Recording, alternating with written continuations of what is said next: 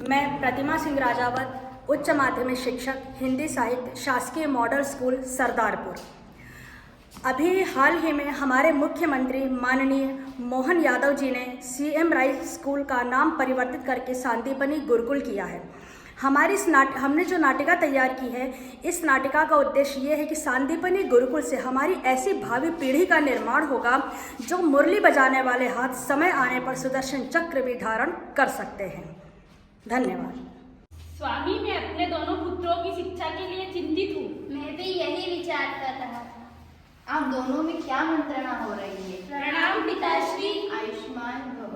पिताश्री, हम कृष्ण एवं बलराम की शिक्षा के लिए अत्यंत चिंतित हैं। इन्हें शिक्षा के लिए कहाँ भेजा जाए?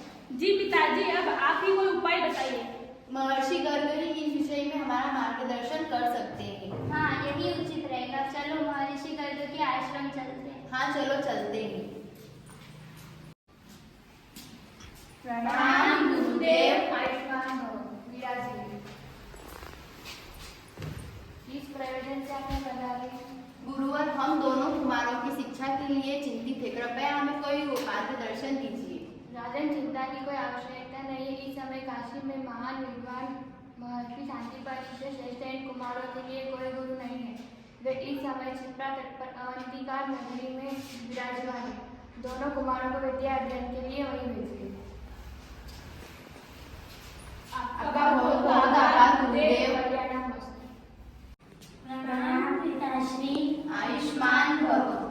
पुत्रों, मन लगाकर विद्या अध्ययन करना और पुत्रों, समय पर भोजन करना एवं अपने स्वास्थ्य का ध्यान रखना। आप चिंता न करें माताश्री, हमें आज्ञा दें।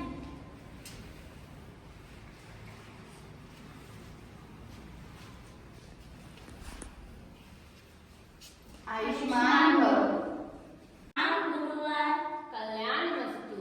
गुरुदेव, हमें अपने शिष्य के रूप में स्वीकार कीजिए। तुम दोनों को शिष्य रूप में पाना ही मेरा सौभाग्य होगा। धन्यवाद गुरुवर। कल्याणमस्तु।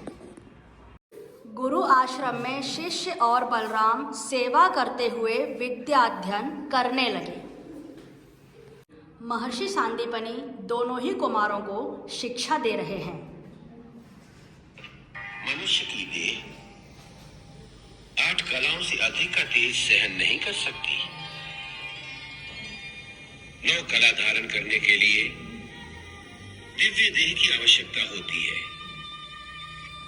जैसे सप्तर्षिगण, मनु, देवता, प्रजापति, लोकपाल आदि। इसके बाद 10 और 10 से अधिक कलाओं की अभिव्यक्ति केवल भगवान के अवतारों में ही होती है।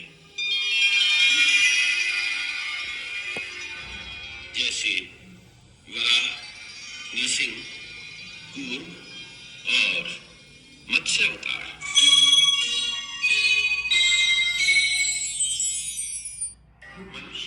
कृष्ण और बलराम की शिक्षा पूर्ण हुई। अब वे अपने गुरु से गुरु दक्षिणा मांगने के लिए आग्रह कर रहे हैं। प्रणाम गुरुदेव। प्रणाम गुरुमाँ। आयुष्मान भव। आज तुम दोनों की शिक्षा पूर्ण हुई। गुरुदेव, गुरु दक्षिणा? तुम दोनों को शिष्य रूप में पाना ही मेरी सबसे बड़ी गुरु दक्षिणा है। परंतु गुरुदेव, शिक्षा का महत्व गुरु दक्षिणा के बिना व्यर्थ है। मुझे कोई गुरु दक्षिणा की आवश्यकता नहीं है। तुम तुम्हारी गुरु माँ से ही पूछ ली। गुरु माँ, अब आप ही हमें बताइए। हमें कोई गुरु दक्षिणा की आवश्यकता नहीं है। मेरे अकाल मृत्यु प्राप्त पुत्र को क्या तुम वापस ला सकते हो? यही मेरी गुरु दक्षिणा होगी और इसके अतिरिक्त मुझे और कुछ नहीं चाहिए। जी गुरु माँ, हम दोनों आपको ये वचन देते हैं कि हम आपके पुत्र को लेकर ही आएंगे। अब मैं आज्ञा दीजिए। विजय भव। कृष्ण और बलराम महर्षि सांदीपनि के पुत्र पुनर्दत्त को लेकर आ जाते हैं। प्रणाम गुरुदेव। प्रणाम गुरु माँ। आयुष्मान भव पुत्र। प्रणाम पिताश्री। प्रणाम माताश्री।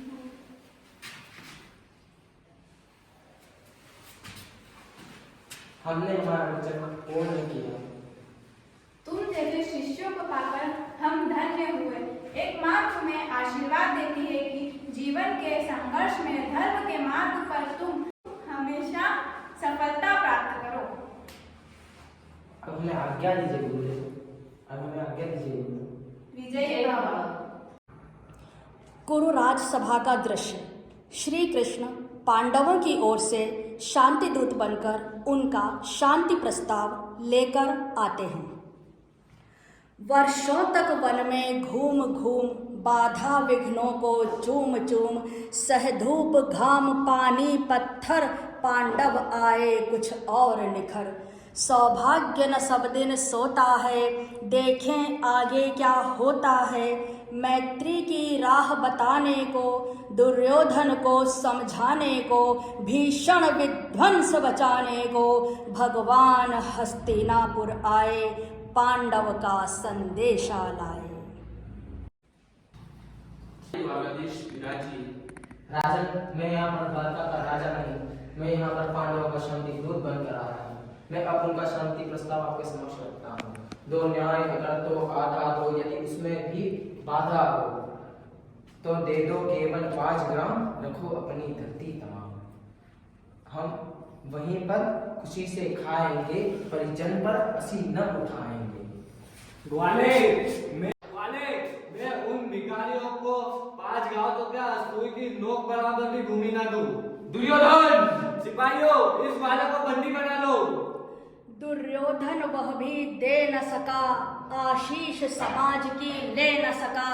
उल्टे हरि को बांधने चला, जो था असाध्य साधने चला। जब नाश मनुज पर छाता है, पहले विवेक मर जाता है। हरि ने भीषण हुंकार किया, अपना स्वरूप विस्तार किया।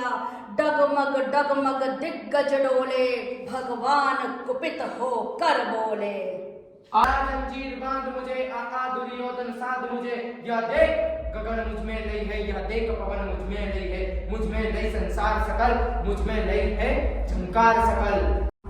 फूलता है मुझ में, संखार झूलता है मुझ में। आ दुर्योधन साध इन्हें, जंजीर बड़ा और बांध इन्हें। हित वचन तूने न माना, मैत्री का मूल न पहचाना। तो ले दुर्योधन, मैं भी अब जाता हूँ, अंतिम संकल्प सुनाता हूँ। नहीं अब रण होगा, जीवन जय या फिर मरण होगा। दुर्योधन, रण ऐसा होगा जो कभी नहीं जैसा। कुरुक्षेत्र रणभूमि का दृश्य। दोनों ही ओर कौरव और पांडव सेनाएं आमने सामने हैं। अर्जुन अपने ही परिजनों को देखकर व्याकुल होकर युद्ध करने से मना करते हैं। श्री कृष्ण अर्जुन को निमित्त बनाकर गीता का उपदेश देते हुए, हे केशव, दोनों ही तरफ सेनाओं में मैं अपने सगे संबंधी और परिजन को देख रहा हूँ। मैं इनसे युद्ध कैसे करूँ? मेरा गला सूखा जा रहा है, मेरे हाथ से मेरा डांडी छूटा जा रहा है। उन्हें मारकर राज्य प्राप्त करने मेरे लिए संभव नहीं है। मैं वन, इससे अच्छा है कि मैं वन में तपस्या करने चला जाऊँ। सुनो पार्थ, एक क्षत्रिय का धर्म ये नहीं कि वो रणभूमि से पीठ दिखाकर भागकर तपस्या करने जाए। तुम्हारा धर्म ये है कि तुम इन अधर्मियों को इनके पापों की सजा देकर इन्हें इनके देह से मुक्त करो। तुम इन्हें इनके पापों से मुक्त करो, ये तुम्हारा धर्म है। तुम्हारा धर्म ये नहीं कि तुम यहाँ से पीठ दिखाकर भागो। तुम अपना कर्म करो, फल की इच्छा त्याग दो। कर्मण्यवाधिकारस्ते मां फलेषु कदाचन, मां कर्म फल हेतुर्भूर्मा संगोस्त्व कर्मणि।